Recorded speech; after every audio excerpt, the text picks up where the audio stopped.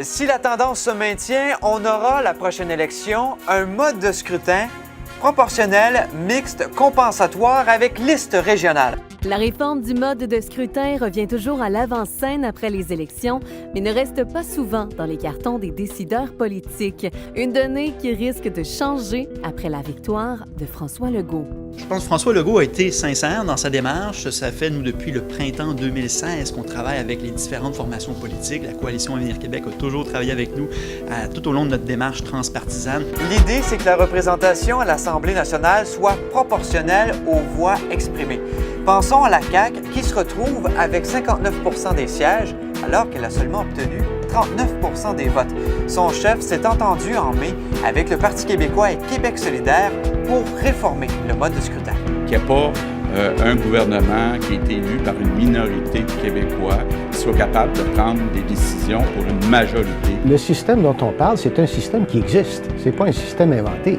Il existe dans un des principaux pays démocratiques, l'Allemagne. Il existe également en Nouvelle-Zélande et ça fonctionne. New Zealand continues to be a strong, successful, wealthy, independent. I think the one thing it definitely does, though, is give you the chance of a better politics. And I think in New Zealand, what's happened is that we've been able to, for the first time ever, honestly look voters in the eye and say, your vote counts. You really should be part of this election. But has it been worth doing it? Absolutely. Ce que nous proposons combine notre système actuel au système proportionnel pur.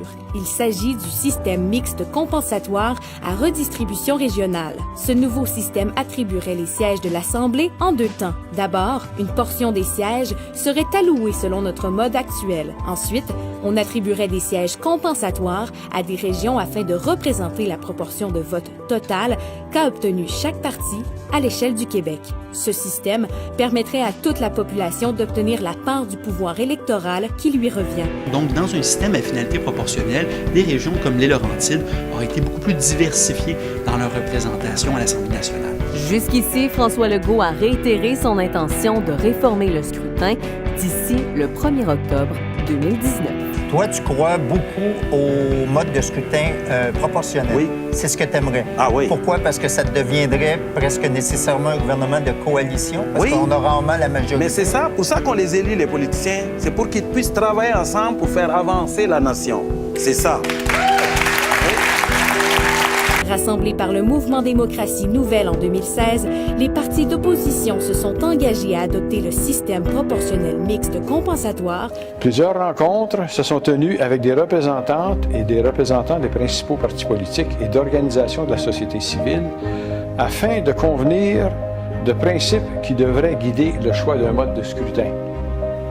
Il est apparu important de tenir une tournée de consultation citoyenne afin de sonder la population sur certaines questions permettant de mieux orienter le choix d'une alternative à notre mode de scrutin actuel au Québec.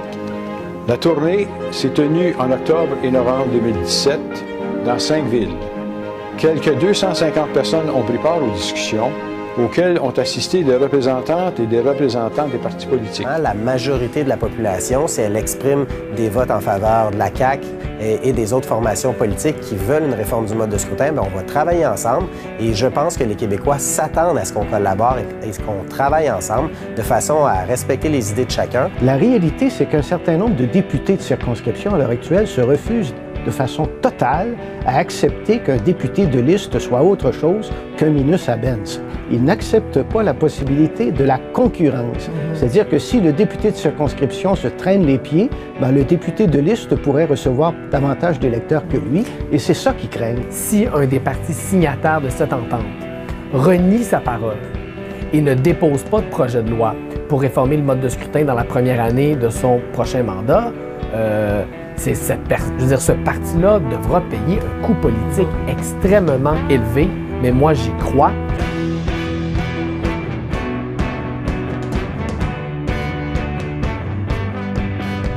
Soyons fiers de nos réalisations tout en restant vigilants quant aux défis qui nous attendent.